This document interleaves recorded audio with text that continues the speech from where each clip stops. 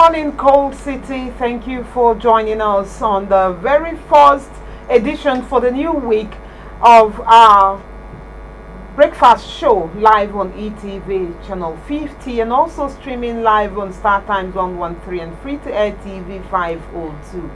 We will be bringing you the newspaper review segment and entertainment gist and bring you a discussion on the spotlight this morning. My name is Ngozika. Mbah. Hi, Chioma. Good morning. Good morning, Ngozi. Hope you had a great weekend. Sure, I did, and it's a new week. We are up and about, hoping that our dear viewer is also up and about. I mean, it's the first work day of the week. Yes, it is.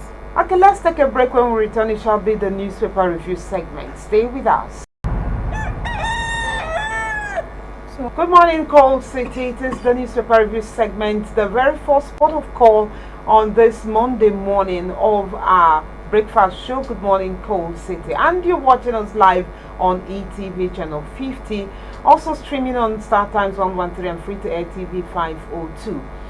Yes, you can also join us on our various social media angles on Twitter, on Facebook, on Instagram, and the YouTube channel on ESBS Enugu. And the first stories will come from this day newspaper headlines. Who will end the animosity between Lucky Ayedatiwa and Betty Akeredolu? Betty Akeredolu is the widow of the past. By that I mean the deceased governor of Ondo State, Rotimi Akeredolu's son, who currently his deputy is the governor, the incumbent governor of the state. And a couple of months after he took position, he would join to contest as a governor of that state after a primary election that threw him up as the winner and the flag bearer for APC. It's common knowledge that he wasn't the anointed candidate of Rotimi Akeredolu. And they had squabbles while Akeredolu was still alive. There was some war that was breeding seriously that was at some point saw, if you ask me. Now, when the man passed, of course, the mantle fell on his shoulder and he had to lead the state according to the constitution. But don't forget that there were threats and efforts of even impeaching him before Akeredolu passed. And what is to be expected?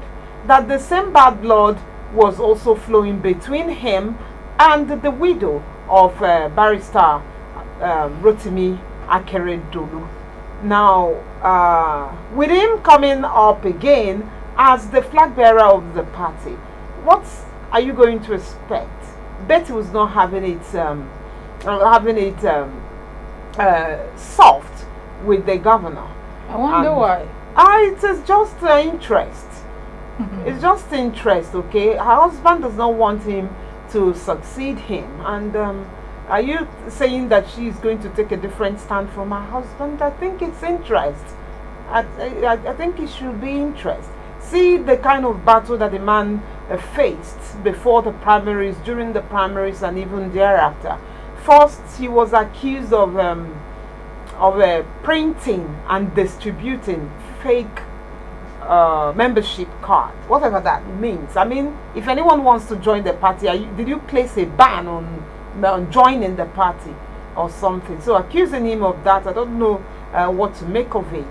And thereafter, after the elections, people started criticizing even the process that brought him up as the winner of that primaries. They were criticizing that. And a lot of them, I think, have gone to court, okay, to question or to challenge the outcome of that primary. A lot of them also said that there were really no primaries. Okay, so these are some of the challenges that Ayedatiwa is faced with currently. Tinubu at WEF says subsidy removal, forex reform save Nigeria from bankruptcy. I don't know if you believe that we are saved. Is it as a nation or as individuals? At least that we are saved? Maybe it saved him. Maybe it saved him from bankruptcy, because I can't say the same for Nigerians. Since the removal of fuel subsidy, people has known untold hardship, because everything is on the high side. Anything that affects fuel affects everything else, from the price of food to the price of transportation and every other thing. So maybe he saved some money for Nigeria. Maybe Nigeria has more money in its coffers, but I can't say the same for the bank account of Nigerians. However, I feel that this is where balance comes in. Do a little here, and then Nigerians can do a little there. Okay, if you were paying, say, 1 million naira, you can say, I'll pay 500,000 naira instead. Then instead of buying fuel at 700 naira, you would have to buy it at 400, but it can never go back to 180 or 250 anymore. Just a way for everyone to be okay. Balance, a way of balancing it out, because at the moment the people are not finding it funny. Nigeria is people. The whole Nigeria is because there are people in it. You can't be saving Nigeria when the people who are the supposed Nigerians are not good. So right now I don't see where that leaves us. I just hope that he's able to balance this within the next few months, because at the rate at which this is going, I don't know what will become of people. I see crime increasing if this is not taken care of on time. No, I like that analogy. Nigerians are Nigerians. So if you say it is this way for Nigerians, Nigerians should experience the result. Yes. I mean, Tinubu secured $600 million Danish investment to expand existing seaports. Palestinian envoy, U.S. position on Palestine becoming full member of United Nations, hypocritical. Shettima departs Abuja for IDA summit in Nairobi. Bello's opponents killed, declared missing in 8 years of his reign, indigenes allege. Indigenes under a particular coalition has accused the immediate and embattled former governor of Kogi State, Yaya Bello, and said this is a heavy one, that his opponents and a lot of people were killed and were declared missing during the 8 years he held sway. Anyone who was deemed his opponent, or his people who are not loyalists, they would either die or miss. Now that's a heavy one. It is. And they have approached the DSS. They should actually look into this matter, because if this is the truth, then something needs to be done. You can't have your oppositions disappear. I mean, I'm not into a lot of politics, but I know that what makes a game fun. If you have opponents. What if these are unfounded allegations? That's why they need to be looked into. Or a coincidence that these people were missing. It should be looked into, because if it has happened one too many times, then it's no longer a coincidence. All right, but we are not sure of it yet, but it needs to be looked into so that we will know what's going on. We can have a murderer sits in a place where he is supposed to protect people. I mean, we need to find out if he's guilty of this or not, because this is some serious allegation. You're right there, some serious allegations. Okay, let's see what DSS will make of this allegation coming from indigenes of Kogi State. Yeah. Federal government pays Julius Berger 20 billion naira augmentation fee for Bodo Boni Road. Motorists spend nights in Abuja filling stations as petrol supply dries up. Yeah, there were pockets of scarcity. We don't know if this scarcity is induced, if it is induced, okay, or not. We do not know what actually would have induced it, but the news making the news stand is that in Nasarawa and Abuja there were scarcity, and that caused long queue. In some other places we also had increments in prices, but the fact remains that it is no longer 600 plus. It's now well over 700, even right here in Enugu. I wish you can visit our social media handle and drop your comment there if you're getting anything less than 700 naira right here in Enugu, do let us know so that others will follow you to whatever filling station where you purchase that. But times for the fuel matter have really changed.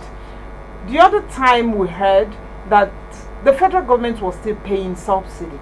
That's what they intended to do really, was to increase the pump price. That is to reduce what they are paying and increase the. If they had told us that, then maybe we wouldn't be running into troubled waters. But from 600 and something naira to 700 and above, and in some places black market was even selling at 2,000 naira somewhere in the north.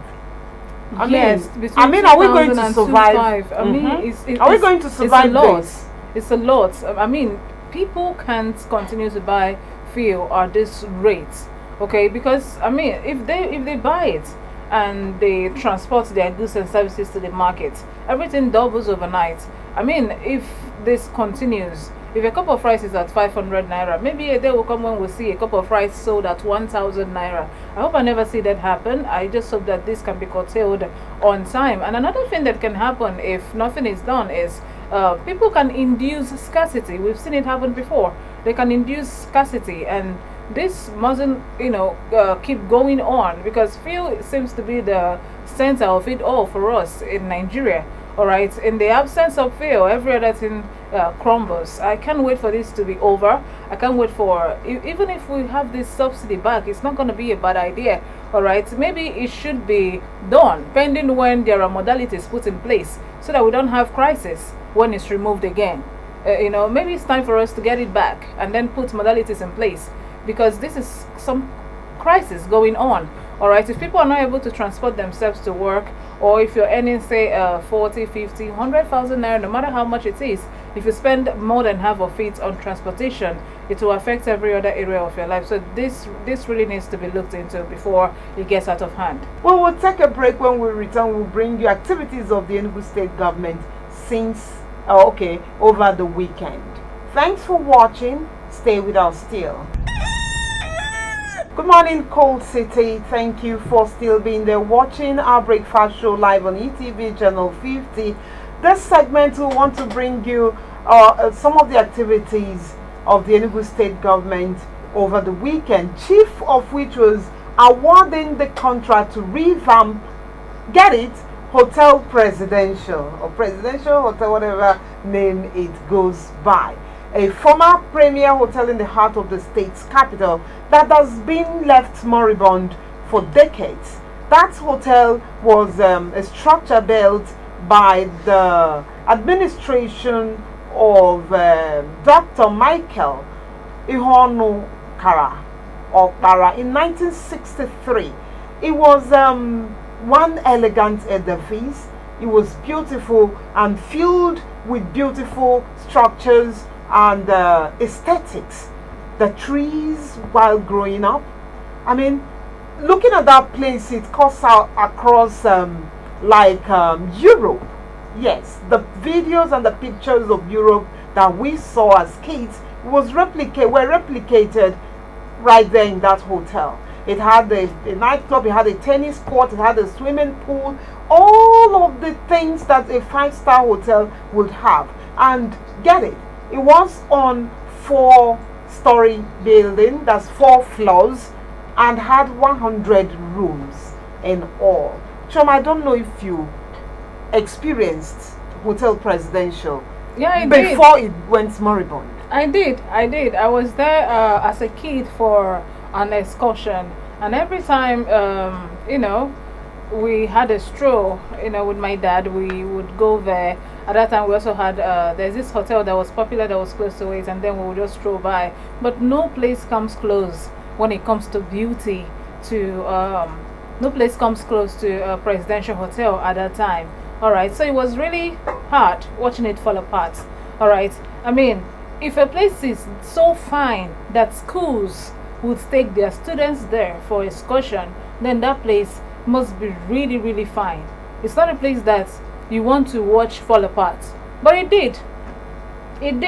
gradually we stopped seeing cars go in. We stopped seeing fancy things happen there. The pools became brown all the way from very bright blue.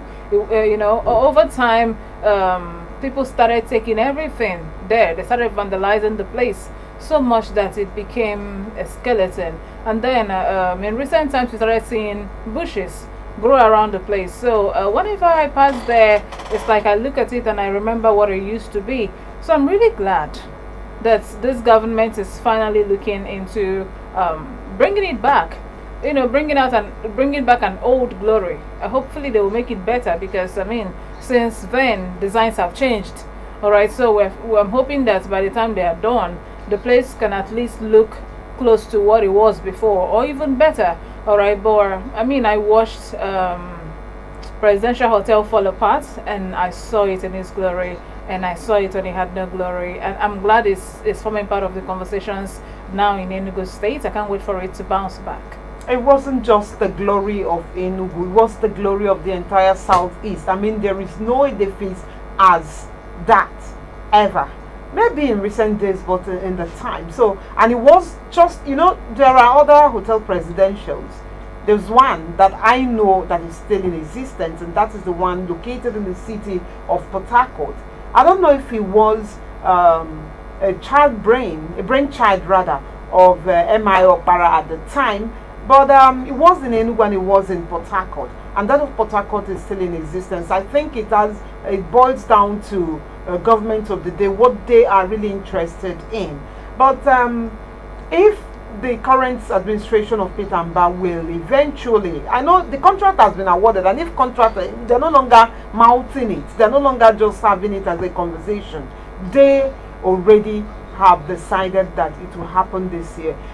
But before now, we heard sometime last year when Peter Mbah was a few months in administration, we heard that the hotel is being sold, the lands around it have been sold to individuals, and the government would walk up even on one of our platforms and debunk that and said no, that they had the plans to revamp it, okay, since the government is seeking to generate funds and get the state to about $30 billion revenue by the end of 4 years, or they're about 4 years or 8 years now. I don't know, but that's the side, that's the vision, that's the target of this administration. Why would they want to sell it off when it's not going to yield, when it's better really to yield income for the state? Now, this is not the only time a government of the state is being accused of selling off that particular hotel. I recall in the days of Governor Sullivan Chime that there were accusations and counter accusations of that government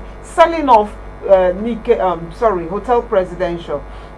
At some point, it was a concession arrangement, but whatever, nothing came of it. Nothing came out of it. No concession. We didn't see anybody revamp the place. We didn't even see anybody utilize the place. It got to the point where we saw cattle grazing there, like in some ranch or something. Cattle, the herdsmen moving their cattle to help us with the bushes. With the place was overgrown with weeds. Yes, so the cattle rearers were helping us cut the grasses there. Yeah. And I heard it from someone from the government that what is it called? You saw something like shrines. There, people already turned it to their private spiritual places. Of course, when a place is abandoned, a lot can start happening there. It could even be a hideout for thieves. Yeah, that too. The place is massive. It has 100 rooms. So you never can tell what's happening in different corners of the place. I'm really glad that the government is looking into it. It spells good luck, good fortune for the economic sector. Of course, the economy of the state.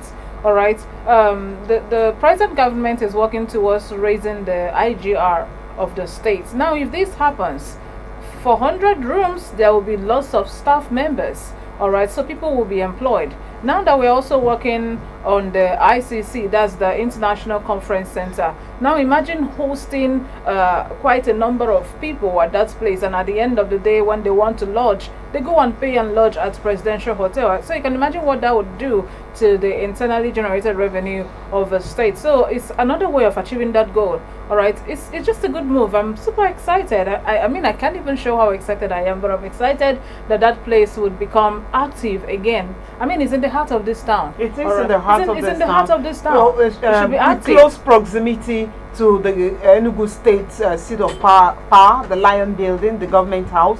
It is a couple of minutes drive to the airport. So you see, tourism is also going to be one of the benefits of this beautiful idea and the interest of the government. A new era for the people of Coal City State, for the Hotel Presidential, with a new plan by a team of investors liaising with the government to restore the pride of the Southeast, as the Hotel Presidential is called. If that can happen for Nike Lake, people expect that to happen, and it will beautify this particular area because it's at the center of the city, the metropolis. Now that's where we are bringing it to an end. To take a break, when next you watch our stock, it shall be on the entertainment segment with Chioma Agulanna. Thank you again for watching us. We are still on the show Good Morning Coal City, happening here every weekday on ETV channel 50, also streaming live on Star Times 113 and free to air TV 502. Do not forget to follow us on all our social media, and we're on Twitter, we're on Facebook, we're on Instagram, and you can subscribe to our YouTube channel at ESBS Enugu 042. You're welcome back to Good Morning Coal City. This is the entertainment segment. My name is Chioma Agulanna. Over the weekend, a lot happened. A lot has been happening with celebrities calling each other out. I mean, it's been Angela Okore calling out Zubi Michael. I feel like there is something going on because there is no smoke without fire. Okay, she seems to believe that Zubi Michael has something against the late Junior Pope, which is the reason why he did not post him until much later.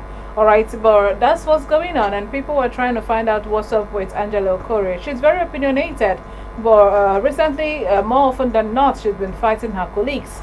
She's been calling them out, but I hope that they are able to sort this out before it gets out of hand. I mean, we just lost someone who's quite as popular as they are, so at this point I feel like it's time for them to unite and see what they can do to keep themselves safe while trying to entertain people. Alright, now moving on, Davido said that since he entered the entertainment industry that it hasn't been peaceful for people who were there before him.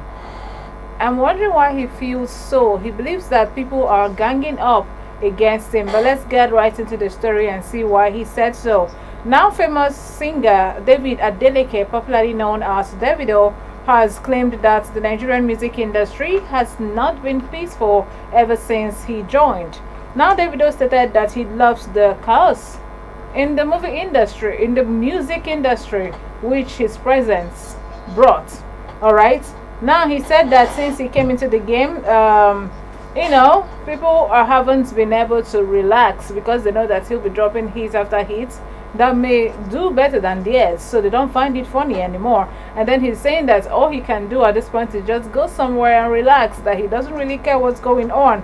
Alright, he said that they seem to be ganging up against him, but there is nothing much they can do because he's talented. Alright, now Davido announced his entry into the Nigerian music industry with Back When and Damiduro. I don't know if you remember Emma Damiduro. I mean, that song was a hit. Like, I don't know a radio station that didn't play it. I don't know a TV station that didn't vibe to that song. I know that most people my age vibe to that song, even people who are older, people who are way younger. I mean, Davido was quite young in that video, and I cannot believe that it's been many years. I mean, this happened in 2012. That was when Davido was first introduced into the Nigerian music industry in 2012. That's amazing, and since then he has risen to be one of the top 3. Yes, I mean, the moment you mention Davido, then there is Burna Boy, and there is Wizkid. The top three of the the main people in the music industry. They are the top three of the music industry. All right. Now earlier, this was last night. Rema came out to say that they should make it top four because he is on the same level with them, and I beg to agree with him because he gave us "Calm Down." "Calm Down" was and still is a major hit. I mean, there is no superstar who did not recognize the talents that came with making "Calm Down." I mean, it was everywhere. It was in India. It was everywhere. I mean, people like Beyonce, Kevin Hart, Rihanna, they were all seen vibing to "Calm Down." Even though Rihanna would come out later to say that her favorite song from Nigeria is unavailable by Davido, and Davido said at that time that he is thinking hard about featuring Rihanna. But of course, "Calm Down" also went that far. All right, I mean, we love it for him. We love it for him. Davido is big, and there is nothing we can do about it. I mean, Rema, who also wants to be, seen on that top three, said, "Okay, I'm not saying they are not good. I'm saying don't remove anyone, but make it top four." He's also now in the news for saying that he doesn't want people copying him. All right. Now, the Nigerian singer Divine Ikubo, that we all know as Rema, has issued a warning to record labels that are copying his style and branding their artists in the same way. Now, the way he dresses is quite noticeable because he is unique in the way he dresses. He's very much into leather. Sometimes he has cowrie in his head. He likes boots. He dresses a certain way. So to see someone dressed the way you know that you crafted,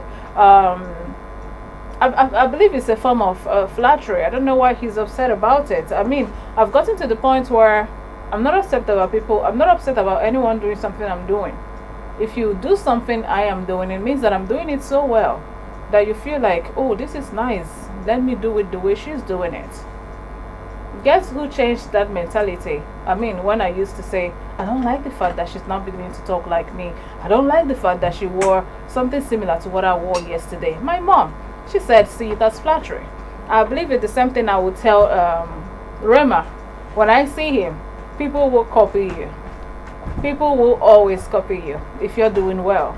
It's the writing, it's the way it is. What would you have them do?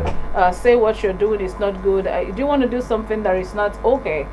So that people won't, if it's bad, nobody will look at it twice. So, I mean, it's time for him to calm down with that. But he doesn't like people copying his style or to model their artist after him, imitating his music style and overall brand. He doesn't like it, but I mean, there is little or nothing he can do about this particular situation, okay? We'll go on a music break, and when we come back, we will tell you what's going on. More stories on the entertainment segment. My name is Chioma Agulanna. We'll be right back. You're welcome back to the entertainment segment of Good Morning, Coal City. My name is Chioma Agulanna. Alright, now moving on to the foreign scene. A lot is going on there, but let's focus a little bit on Justin Bieber. Justin Bieber was my childhood crush. Not really a childhood crush, but I liked him a lot. I mean, I liked the way he sang, the way he dressed, the way he was just so good with what he did at that time. I'm using did because he hasn't done that in a while. If anything at all, a video of him crying, actually a picture of him crying, surfaced online. I don't know if it was posted by him or by another person. I don't know why he seems depressed. I mean, he's married, he's living a really calm life. Yes, he hasn't been going on shows like before, but he can always make a comeback. The talent is always there. What he has to do is maybe work with someone who is popular or way more popular than he is right now. The voice is there. He would always bounce back. There are talents that would never fade, and Justin Bieber is one of such people. He has a talent that would never fade. He is a raw talent. He doesn't use auto-tune. He is natural. All right, but for some reason we came to realize that it was actually a fake tweet because someone edited what he posted and added things I believe that Justin Bieber would never write, saying that ever since he featured on Wizkid's Essence, the one that blew up Thames, that his music career has gone down since then. It's as if the person wanted to spark something up between international artists and Nigerian artists. You know, more like, oh, the moment you work with them, other people abroad wouldn't want to work with you, like you stepped down your career. I don't think that's the case. Okay, that rumor has been debunked. The people said that it was just edited, but the video of him crying, the picture of him crying is real. So like my heart is like going out to him at this point. They all go through this moment of blankness. It happens to writers too when they get the writer's block. You want to do a music, you want to do something, but nothing is coming. All right, what you do at that time is to take a break, maybe go on a vacation. Is the reason why people go on vacation, to reboot, kind of to restart. More like when your phone starts having issues, you restart. Sometimes it comes back. You can do that with yourself. I mean, if you don't do it, you will break down. All right, your house may be cute, your house may be fine, but once in a while take out 3 days and go somewhere. Reboot. All right, it's what I would recommend for someone like Justin Bieber. He's made his mark. You know, he has no one to please at this point. He's made his mark. Everyone knows he's talented. But if he's witnessing a blank process, a blank period, what he can do is to take some time out. We don't want to see him crying on the internet like we did last night. I just hope that he's able to get over it and give us a great song like he always does. All right, now finally, the testimony of today is the fact that gospel singer Buchi, he recounted how he was almost executed, like he was on the death row, that he was supposed to be executed in public. And that's because he said, he admitted that what he was into at that time got him to that level, to a point where he did so much wrong that he was on the death row. But he prayed and he said, God, if you save me this one time, I will use the rest of my life to serve you. And now he miraculously got saved. Someone called off the opening. It was supposed to be a squad. You know, when criminals, the way they were shot outside where everybody can see them before, that was how he was supposed to die. But for some reason, the governor at that time said, no, don't kill them like that. Let's see what we can do. And that's how he got out.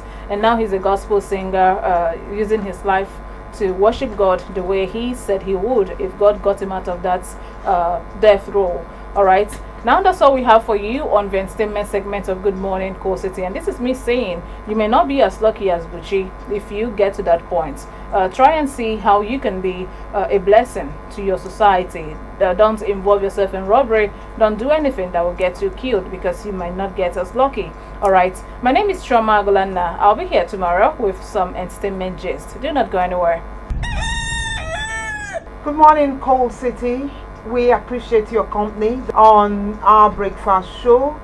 Good Morning Coal City, live on ETV channel 50, also streaming live on Star Times 113 and free to air TV 502. I'll not leave without sharing this fun fact with you.